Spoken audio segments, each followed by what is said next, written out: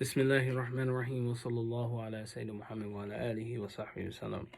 Radiyallahu ta'ala anhu wa sadad tabi'ina wa ulama amilina wa a'imma arba'i mujtahideen wa muqallidihim ila yawm ad-din amma ba'd. So, to continue on with our purification of the heart class, but before we start, once again, if this is your first time joining us, or just a reminder to those who follow us, like our YouTube page, the Tajdeed Sunnah Institute. You can also visit our website at masjiddanfodio.com, and we're also on Facebook, Tajdeed Sunnah /Masjid You'll find us, or you can follow my personal page, Khalil Abdullahi, and I will still direct you to Tajdeed Sunnah Institute. So anyway, Bismillah ar-Rahman ar-Rahim wa sallallahu ala Sayyidina Muhammad wa alihi wa sahbihi wa sallam. So the first thing we want to mention the purification of the heart from conceit. Okay, the first disease that we mentioned was about waswas, the whispers of shaitanic whispering.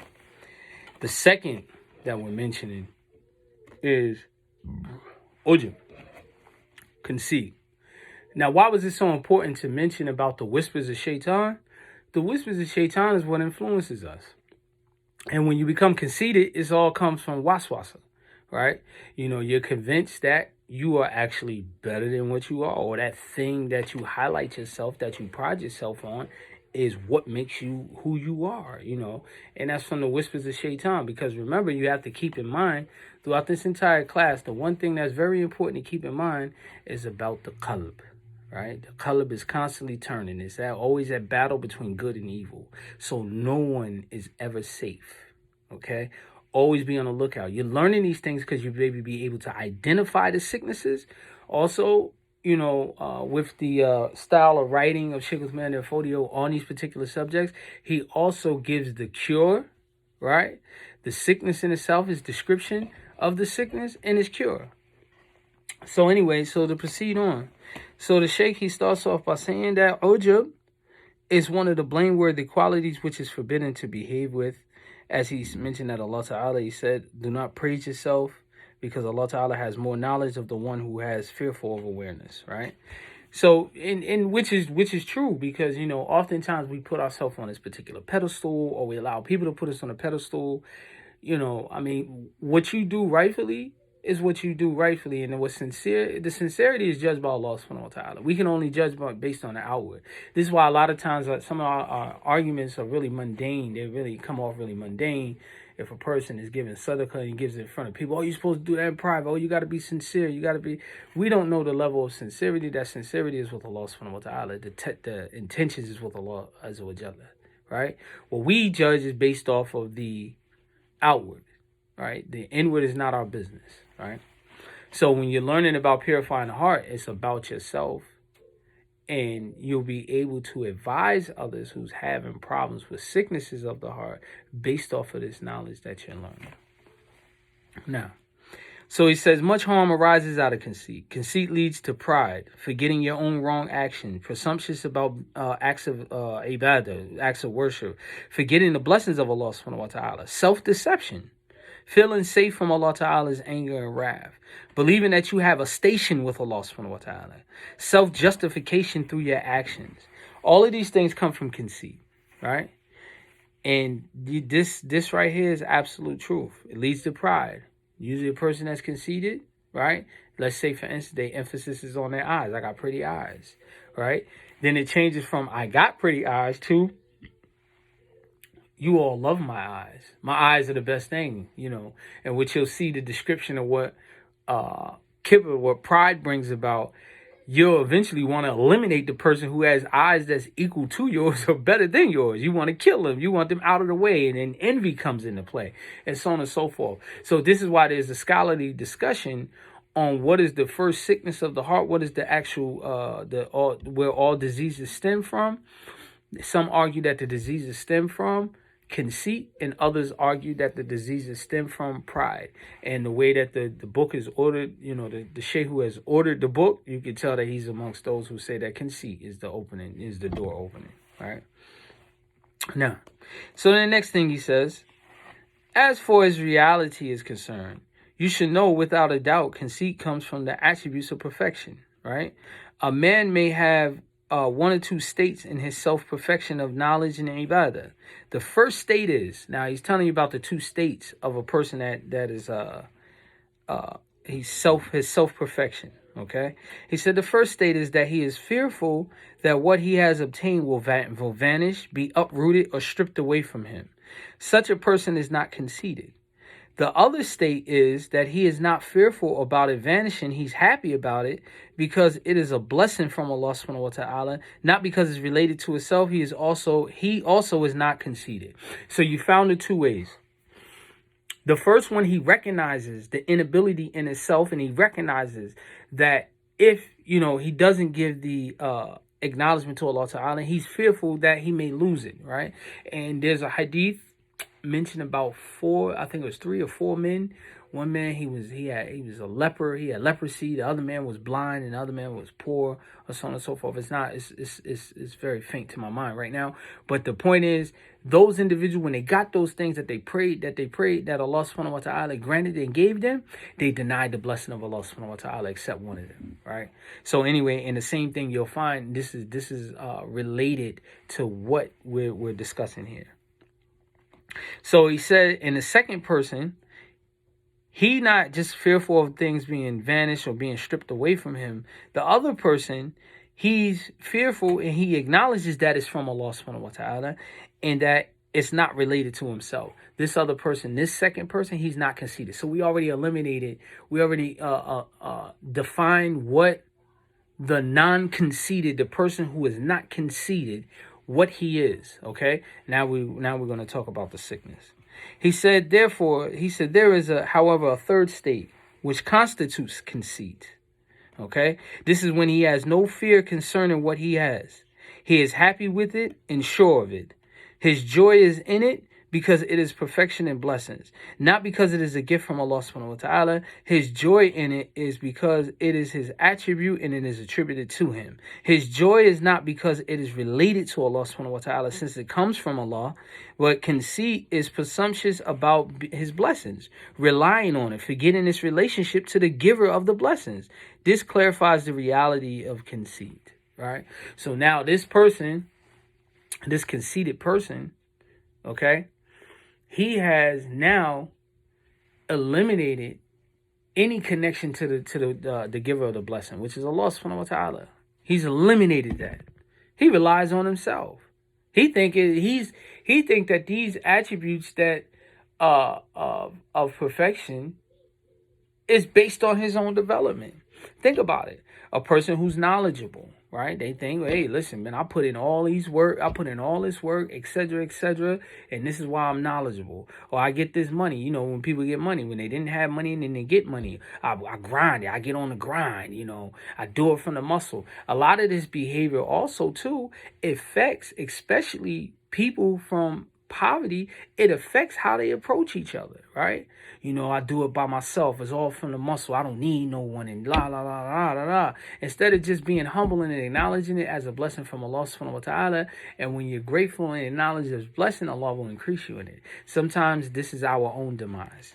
So anyway, he says, as for the cure, okay, so he's mentioned the 3 different types.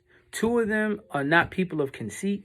The third person is conceited. So now he's mentioning the cure for conceit. He said, as for his cure, know that the cure for every fault lies in its opposite.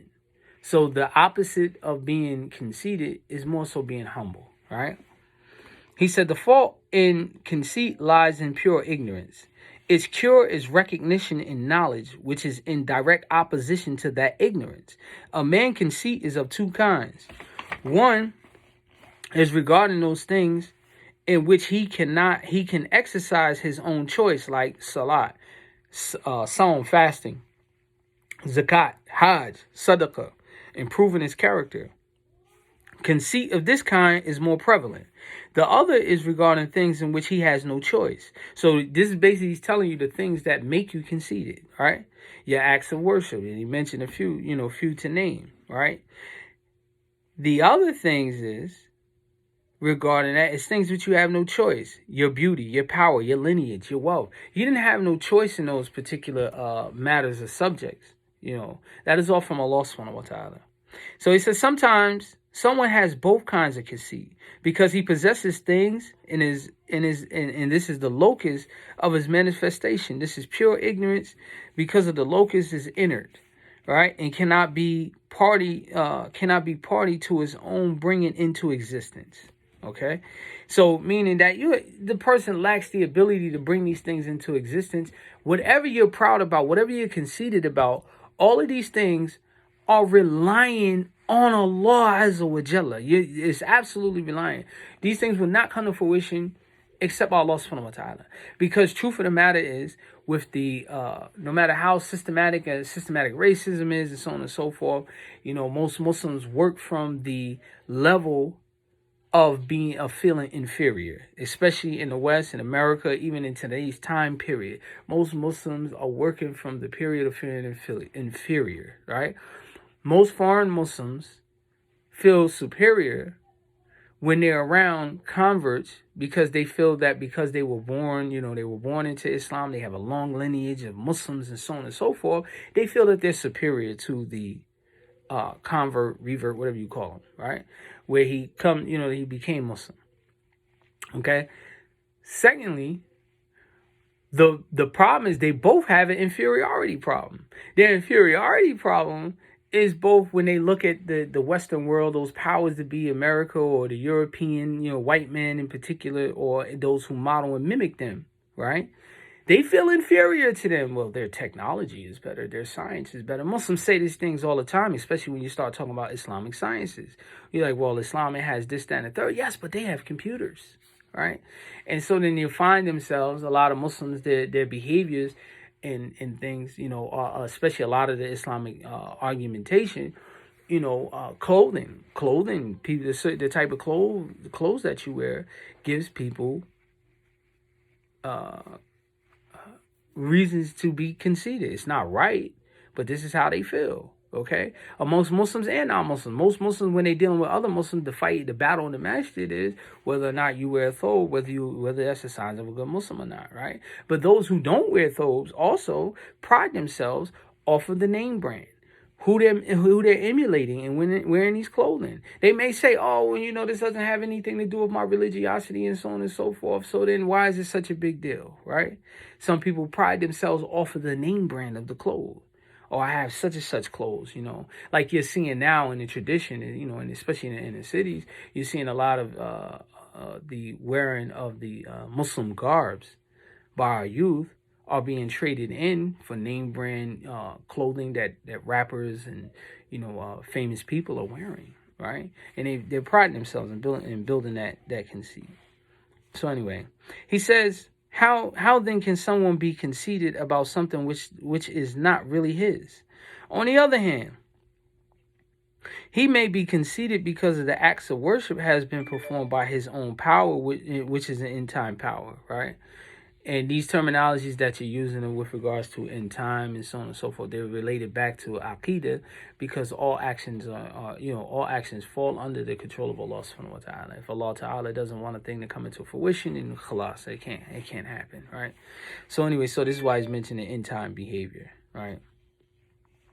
Now, he says this is also pure ignorance, as he will see if he considers his power in all the means by which he has it.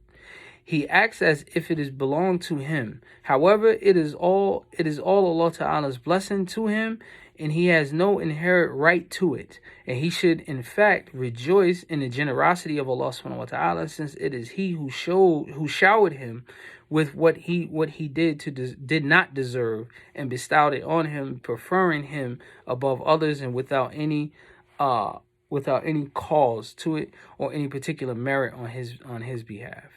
The truth is that your movements and all of your attributes are part of Allah Ta'ala's creation, right? And you did not act when you acted.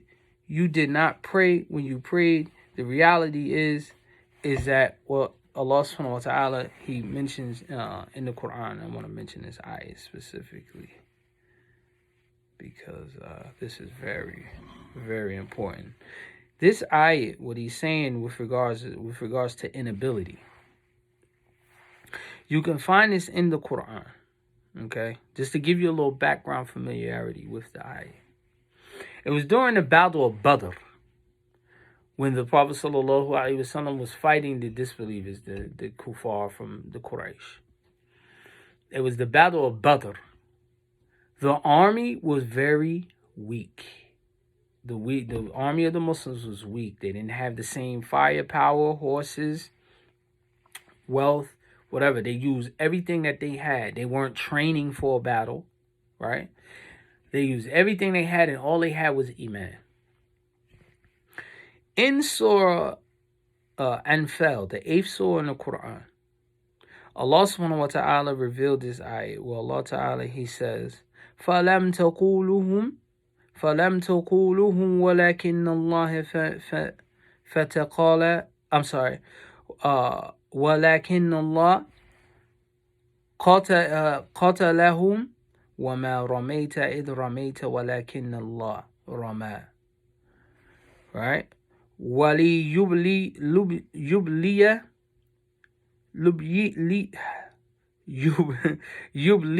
الْمُؤْمِنِينَ مِنْهُ بَلَى حَسَنًا إِنَّ اللَّهَ سَمِيعٌ عَلِيمٌ. Right? Allah subhanahu wa ta'ala, He says in this ayat, what is translated to mean, you did not kill them, but it was Allah ta'ala who killed them.